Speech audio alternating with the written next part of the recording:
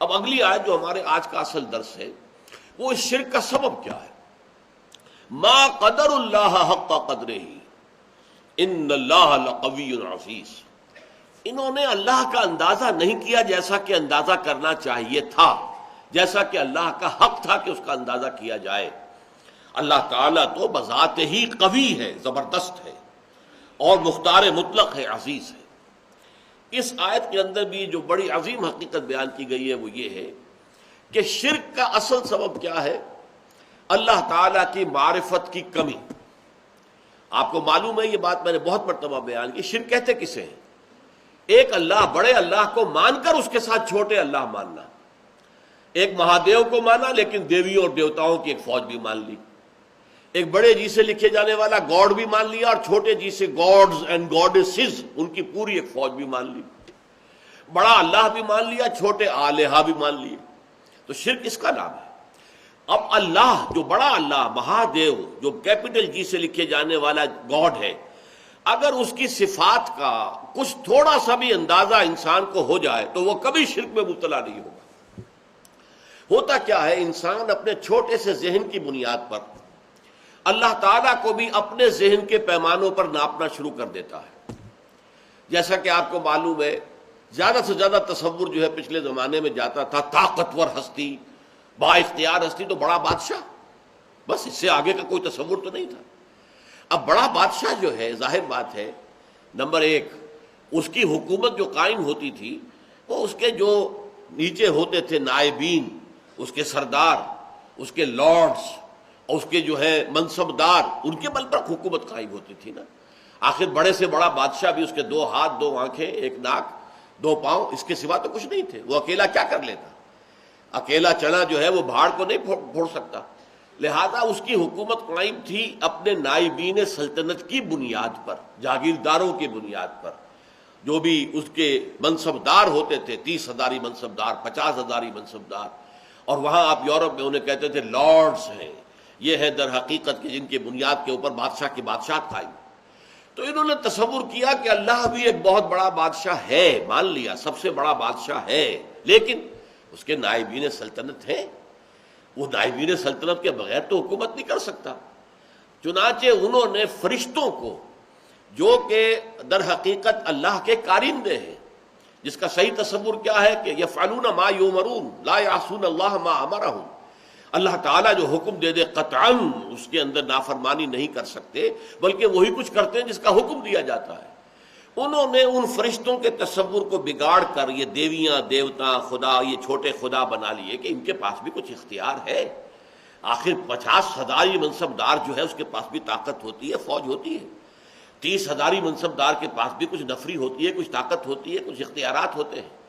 لہذا انہوں نے یہ در حقیقت دیوی، دیوتا اور گاڈز اینڈ گاڈیسز وغیرہ جو ہیں، یہ ایمان باللہ کی بگڑی ہوئی شکل ہے، ایمان بالملائکہ کی بگڑی ہوئی شکل ہے، کہ انہوں نے ملائکہ کو با اختیار مان کر اب ان کو بھی، ان کے لیے مورتیاں بنا لی، ان کے لیے تصویریں بنا لی، ان کے لیے اپنے تخیل سے، اپنے تصور سے شکلیں بنا لی، پھر ان کے خاندان بنا لیے، فلاں کی بیوی، فلاں دیوتا کی وہ بیوی جو ہے وہ اس کی دیوی، اس طریقے سے ایک نظام جو ہے خاندانی گھڑ لیا اور انہیں وہ دیویاں اور دیوتا بنا لیا۔ انہوں نے سمجھا کہ جیسے بڑے سے بڑے شہنشاہ کی شہنشاہی بھی نائبین سلطنت کے بل پر قائم ہے، اسی طرح اللہ کی بادشاہت جو ہے تو سب سے بڑا بادشاہ وہ اللہ بادشاہ، سب سے بڑا بادشاہ، لیکن یہ کہ اس کی بادشاہی بھی ان نائبین سلطنت کی بنیاد پر قائم ہے۔ لہذا ان کی کچھ نہ کچھ دنڈوت کرو، ان کی کچھ نہ کچھ جو ہے وہ پوجا کرو، پاٹ کرو، کچھ ان کو دھو، کچھ ان کا دھون پیو، کچھ انہیں خوش کرو گے تو اللہ خوش ہوگا نا، یہ راضی ہوں گے تو اللہ راضی ہوگا۔ یہ تصور کیا ہے، انسان نے اللہ کو ایک بہت بڑے بادشاہ یا بہت بڑے جاگیردار کی شکل کے اندر دیکھا، اور یہ نہیں سمجھا کہ وہ تو خود قوی ہے، ان اللہ لقوی عزیز۔ اس کی قوت جو ہے فرشتوں کے اوپر اس کا دار و مدار نہیں ہے، کوئی نائبین سلطنت نہیں ہے کہ جن کے اوپر اس کی طاقت کا دار و مدار ہو، بذات ہی قوی ہے، بذات ہی عزیز ہے۔ اس کی قوت اور اس کا اختیار جو ہے وہ اپنی ذات میں ہے، کسی اور کے سہارے قائم نہیں ہے۔ اسی طرح کچھ لوگوں نے سوچا کہ بڑے سے بڑا بادشاہ بھی ہوتا ہے، تو آخر وہ ظاہر بات ہے کہ اگرچہ آپ کو معلوم ہے کہ ویسے انسان کو زیادہ مطلوب تو بیٹے ہوتے ہیں، کیونکہ اس سے اس کا نام چلتا ہے۔ لیکن زیادہ محبت بیٹیوں سے ہوتی ہے۔ اس اعتبار سے اگر کوئی بیٹی جو ہے کوئی اپنے باپ سے فرمائش کرے تو بڑا مشکل ہو جاتا ہے باپ کے لیے اپنی بچی کا، اپنی بیٹی کی فرمائش کو رد کرنا۔ اس طریقے سے عرب والوں نے کیا سمجھا، یہ فرشتے جو ہیں خدا کی بیٹیاں ہیں، اور خدا اپنی بیٹیوں کی کسی فرمائش کو رد نہیں کر سکتا۔ اگر یہ جو ہے کسی کی سفارش کر دیں گی تو بس کیا کہنے، پھر اس کا بیڑا پار ہو جائے گا، وہ کامیاب ہو جائے گا۔ اس بنیاد پر انہوں نے فرشتوں کو خدا کی بیٹیاں قرار دیا، ان کی مورتیاں بنائی۔ لات، عزیٰ، منات یہ سب مؤنث نام ہے جیسا کہ میں نے آپ کو بتایا، اور صاف انہوں نے کہا وَمَا نَعْبُدُهُمْ إِلَّا لِيُقَرِّبُونَا إِلَى اللَّهِ زُلْفَىٰ، ہم جو ان کو پوجتے ہیں وہ اس لیے کہ یہ ہمیں اللہ سے قریب تر کر دیں۔ اور یہ بھی کہا گیا کہ هؤلاء شفعاؤنا عند اللہ، یہ اللہ کے ہاں ہمارے شفیع ہوں گے۔ اختیار مطلق تو اللہ کے ہاتھ میں ہے، لیکن کوئی شخص اپنی پیاری بچی کی کسی بات کو رد کرتا ہے؟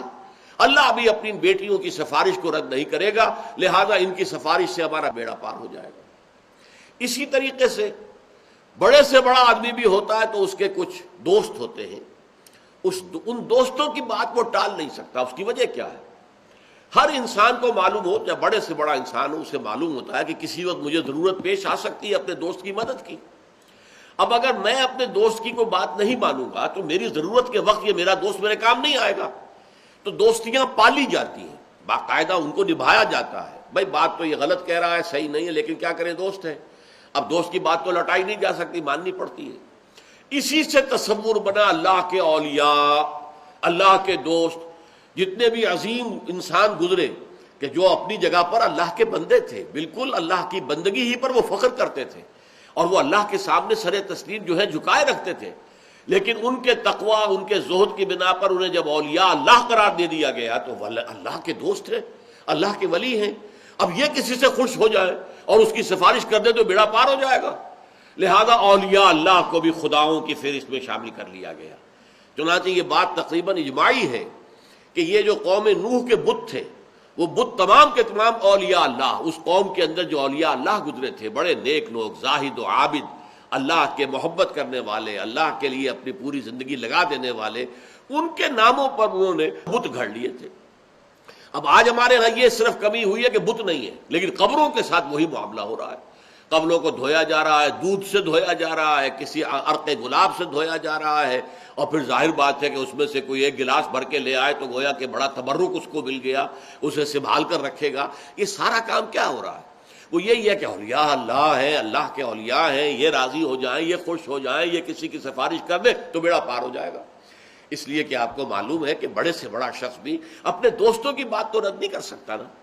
اب یہ ساری چیزیں کیوں ہو رہی ہیں؟